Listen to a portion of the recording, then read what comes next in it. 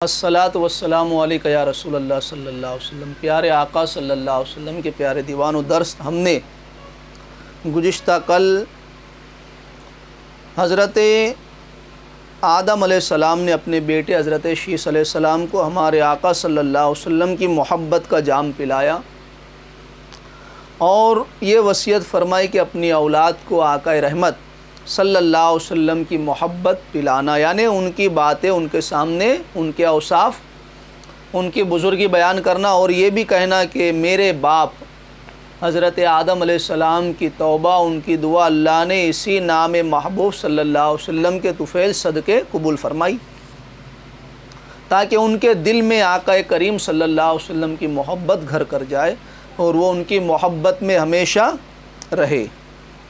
آج ہم حضرت نوح علیہ السلام کے متعلق بات کریں گے۔ یہ پہلے رسول زمین پر۔ نبی اور رسول میں فرق یہ ہے کہ نبی اس مرد کو کہتے، اس انسان کو کہتے جس کے پاس اللہ کی جانب سے وحی آتی ہے، اس کے بندوں کو سیدھے راستے پر چلانے کے لیے، یعنی حکم آتا ہے اللہ کا کہ اے میرے نبی، میرے بندوں کو جو تم پر ایمان لائے ہیں، مجھے ایک مانتے ہیں، اب انہیں یہ جو میں نے فرض کیا ہے ان پر جو بھی احکام، آپ انہیں ان کی تعلیم دیجیے۔ اور رسول اسے کہتے ہیں کہ رسول کے پاس بھی وحی آتی ہے، کیونکہ رسول نبی بھی ہوتا ہے اور رسول بھی ہوتا ہے۔ نبی سے بڑا مرتبہ رسول کا، کیونکہ رسول نبی بھی ہوتا ہے، ہر نبی رسول نہیں ہوتا لیکن ہر رسول نبی ہوتا ہے۔ تو یہ بڑے مرتبے والے، یعنی نبی اور رسول اس مرد کو، اس انسان کو کہتے ہیں جو اللہ کے بھٹکے ہوئے بندوں کو، سرکش بندوں کو، جنہوں نے سرکشی کی، اللہ کو ماننے سے انکار کر دیا، ان کو اللہ کی طرف بلاتا ہے، اسے کہتے رسول، یعنی دعوت دینے والے کو رسول کہتے ہیں۔ نبی کیا ہے؟ نبی اللہ کا فرمان بندوں تک پہنچاتا ہے کہ اس نے تم پر یہ فرض کیا، یہ واجب کیا، اس پر عمل کرو۔ نبی کا کام یہ ہے۔ رسول، نبی اور رسول، یعنی رسول کا کام وہ یہ تعلیم بھی دے جو اس پر ایمان لائے، اللہ کو ایک مانا، انہیں وہ تعلیم بھی دے کہ اللہ نے یہ فرض کیا، یہ واجب کیا، یہ تمہارے لیے حلال کیا اور یہ حرام۔ لیکن اس کے ساتھ و ساتھ جو اللہ کو نہیں مانتے، جنہوں نے بغاوت کی، جنہوں نے اللہ کو ماننے سے انکار کر دیا، پھر وہ ایسے بندوں کو اللہ کی طرف بلاتا ہے کہ تم نے سرکشی کی، تم نے ایک خدا کو چھوڑ کر کہیوں کو خدا بنا لیا، جبکہ خدا ایک ہے، تو وہ اللہ کی طرف پھر بلاتا ہے کہ تمہیں اس نے پیدا فرمایا، تمہارے باپ حضرت آدم علیہ السلام ہے جو اللہ کے پہلے نبی ہے، اور تم نے اپنے باپ کے دین کو چھوڑ کر، اپنے باپ کے خدا کو چھوڑ کر، وہ تمہارا بھی خدا ہے، وہ سب کا خدا ہے، پھر تم نے ایسا کام کیوں کیا؟ تو وہ بندوں کو، بھٹکے ہوئے بندوں کو اللہ کی طرف بلاتا، اسے کہتے ہیں رسول۔ تو آپ نے بھٹکے ہوئے بندوں کو اللہ کی طرف بلایا۔ کتنے سال؟ 950 سال تک آپ واعظ و نصیحت کرتے رہے، تبلیغ کرتے رہے، لیکن چند افراد مسلمان ہوئے، چند لوگ آپ کا کلمہ پڑھے اور مسلمان ہوئے، باقی ساری قوم بڑی سرکش تھی، وہ اپنے کفر پر ڈٹے رہے۔ آپ سوچے 950 سال جس نے تبلیغ کی، اللہ کی طرف بلایا، ذرا سوچے ان کے دل پر کتنا رنج ہوا ہوگا کہ میں نے اتنی محنت کی، انہیں جہنم سے بچانے کی میں نے پوری کوشش کی کہ یہ جہنم سے بچ جائے اور یہ جنت میں چلے جائے، یہ اللہ کو اپنا خدا تسلیم کر لے، مجھے اللہ کا رسول مانے، لیکن یہ کتنی بدبخت قوم ہے کہ جس نے میری دعوت کو قبول نہیں کیا۔ کتنا رنج ہونے ہوا ہوگا۔ اور ہمارا آپ کا حال کیا؟ اگر ہم تھوڑے دن، تھوڑے سال اگر تبلیغ کریں اور اگر لوگ سیدھے راستے پر نہ آئے تو ہم ارے ہٹ چھوڑ، کون یہ کام کرے گا، لوگ سنتے بھی نہیں۔ ہم اتنے مہینوں سے، اتنے سالوں سے لوگوں کو واعظ و نصیحت کر رہے ہیں، لیکن کوئی سدھرنے کو تیار نہیں۔ تو یہ سوچ بھی شیطان کا ایک فریب ہے۔ ہم اور آپ کون ہوتے؟ کسی کو ہدایت دینے والے، کسی کو توفیق دینے والے۔ ہدایت اور توفیق تو اللہ کے دست قدرت میں ہے۔ ہمارا کام ہے بات پہنچا دینا، توفیق دینا یہ اللہ کے دست قدرت میں، ہدایت دینا یہ اللہ کے دست قدرت میں ہے۔ اگر کوئی مسلمان ہو جائے، اگر ہماری بات سن کر کہ ہم نے کچھ بات کہی اور اسے وہ پسند آ گئی اور وہ مسلمان ہو گیا، دین کی خوبی اس نے جانی، اس نے آقا رحمت صلی اللہ علیہ وسلم کے اوصاف سنے اور وہ آقا رحمت صلی اللہ علیہ وسلم کا دل سے غلام ہو گیا، اور اگر وہ ایمان والا ہو گیا تو اس میں ہماری کیا خوبی ہے، ہمارا کیا کمال ہے؟ ہدایت تو اس نے دی ہے جو ساری کائنات کا رب ہے، تو ہدایت اس کے دست قدرت میں۔ اور اگر ہم مسلمانوں کو واعظ و نصیحت کرتے ہیں لیکن وہ نماز نہیں پڑھتے، وہ اپنی بدکاریوں سے باز نہیں آتے اور ہم سوچے چھوڑ دو اب کیا کریں، تو ہم توفیق دینے والے کون ہوتے؟ توفیق تو اللہ کے دست قدرت میں۔ ہمارا کام ہے صرف بولتے رہنا، لوگوں کو اچھی باتوں کا حکم دینا، توفیق اللہ کے دست قدرت میں۔ تو یہ بھی ایک شیطان کا بڑا فریب ہے کہ ہمیں یہ سوچے یار ہم کب سے کر رہے، کوئی سدھرنے کو تیار نہیں، چھوڑو یہ کام۔ تو یہ انسان جب وہ کام چھوڑ دیتا ہے تو وہ خود راہ سے بھٹک جاتا ہے۔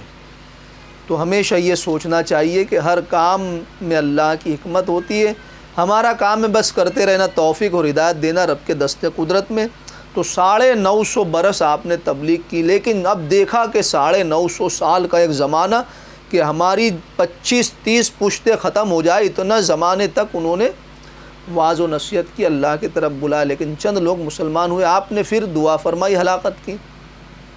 اللہ نے فرمایا نوح علیہ السلام ہم تمہاری دعا قبول فرماتے ہیں، لیکن ہم انہیں ہلاک کرنے کے لیے پانی کا عذاب بھیجیں گے، یعنی طوفان عظیم بھیجیں گے، تو اس پر چلنے والا ایک مکان بنائیے، کشتی۔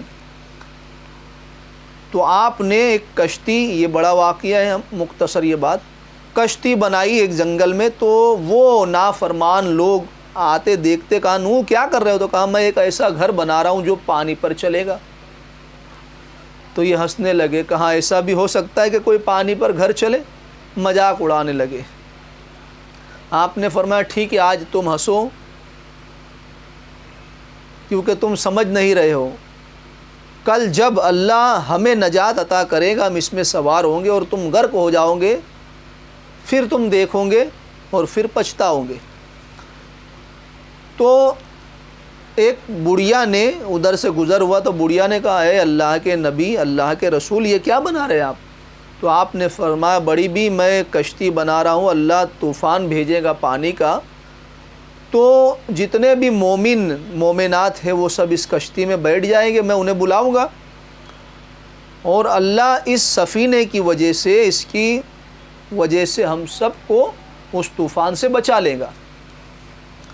تو ضعیفہ نے کہا کہ حضور جب وہ طوفان آئے آپ لوگوں کو بلائے تو مجھے بھی بلا لینا کہ میں بھی کشتی میں آ کر بیٹھ جاؤں۔ آپ نے وعدہ فرما لیا۔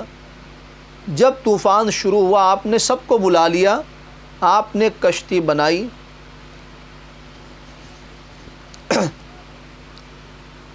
لیکن خدا کی قدرت کہ آپ وہ ضعیفہ کا خیال آپ کے ذہن سے نکل گیا اور وہ بڑھیا کو آپ کشتی میں بلانا بھول گئے۔ اللہ کی حکمت تھی، سارے کے سارے نافرمان، یہاں تک کہ آپ کا بیٹا بھی اس طوفان میں غرق ہو گیا، ڈوب گیا، ساری زمین باغیوں سے پاک کر دی گئی، نافرمانوں سے پاک کر دی گئی۔ 6 مہینے تک وہ طوفان چلا، رجب سے شروع ہوا، رجب کی 10 تاریخ سے محرم کی 10 تاریخ کو طوفان تھما اور آپ کی کشتی جودی پہاڑ پر ٹھہری۔ پھر آپ کشتی سے اترے اور پھر جب آپ کا گزر وہ ضعیفہ کی کٹیا طرف ہوا تو پھر وہ بڑھیا نے آپ کو دیکھا، سلام عرض کی، کہا حضور کیا آپ مجھے بلانے کے لیے آئے؟ طوفان آنے والا ہے۔ آپ نے فرمایا ضعیفہ طوفان تو آ کر چلا بھی گیا، تجھے پتہ نہیں؟ اللہ نے اس کے ماننے والوں کو کشتی کے ذریعے بچا لیا۔ تو اس نے عرض کی حضور میں تو ہر دن طوفان کے آنے کا انتظار کر رہی تھی کہ وہ آنے والا ہے تو آپ مجھے بلائیں گے، اور میں اللہ کی یاد کرتی رہی، میں اللہ کا ذکر کرتی رہی۔ تو جس اللہ نے آپ کو اس کشتی کے ذریعے بچایا، اس اللہ نے مجھے اپنی کٹیا کے ذریعے ہی بچا لیا۔ یعنی سوچے آپ کہ یعنی بڑے بڑے پہاڑ ڈوب گئے، اتنا طوفان تھا وہ کہ کوئی نہ بچا، لیکن ایک بڑھیا بچی، اسے اللہ نے کیوں بچایا؟ یہ حضرت نوح علیہ السلام کا معجزہ تھا کہ آپ نے وعدہ فرمایا تھا کہ ہم تجھے بچا لیں گے، لے جائیں گے، یعنی بچا لیں گے۔ تو اللہ نے اپنے نبی کی بات ان کے معجزے کے ذریعے، یعنی کہ میرے نبی کا معجزہ لوگوں کے سامنے ظاہر ہو کہ میرا نبی جو کہتا ہے میں وہ ہوتا ہے۔ تو اللہ نے اس بڑھیا کو، ساری دنیا ڈوب گئی لیکن وہ بڑھیا زندہ رہی، اس کی کٹیا، اس کی جھوپڑی بھی پانی سے تر نہ ہو سکی۔ تو یہ ہے رب کی قدرت۔ پیارے آقا صلی اللہ علیہ وسلم کے پیارے دیوانوں، تو جو لوگ اللہ کے نبی پر بھروسہ کرتے، اس کے رسول پر بھروسہ کرتے، تو پھر اللہ کریم بڑے سے بڑے طوفان میں بھی انہیں زندہ رکھتا ہے، ان کی حفاظت فرماتا ہے۔ اور جو اسے نہیں مانتے، جو سرکشی کرتے ہیں، پھر اگر وہ بڑے سے بڑے پہاڑ پر بھی چڑھ جائے تو بھی طوفان اسے وہاں آ کر اپنی لپیٹ میں لے لیتا ہے اور وہ جہنم کا حقدار ہو جاتا ہے۔ تو پیارے آقا صلی اللہ علیہ وسلم کے پیارے دیوانوں، جس طرح سرکشی انسان کو دنیا میں بھی ہلاک کر دیتی ہے، یہ تو عارضی ہے دنیا میں، لیکن دائمی عذاب، دائمی سزا اسے آخرت میں ملنے والی ہے۔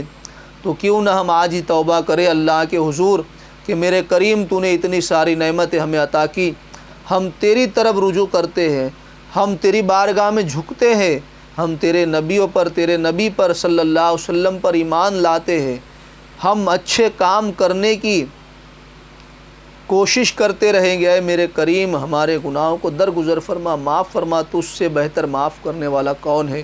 تو اللہ کریم ہمیں اپنے محبوب بندوں کی محبت میں جلائے اور انہی کی محبت میں موت عطا فرمائے، اور اللہ کریم ہمیں اپنے رسولوں کی عزت اور تعظیم کرنے کی توفیق عطا فرمائے۔ ہم نے جو کچھ بھی درس سنا، اللہ کریم اس پر ہم سب کو اسے سمجھنے کی، سمجھ کر عمل کرنے کی، اور عمل کر کے اپنے مسلمان بھائیوں تک پہنچانے کی توفیق عطا فرمائے۔ وما علینا الا البلاغ۔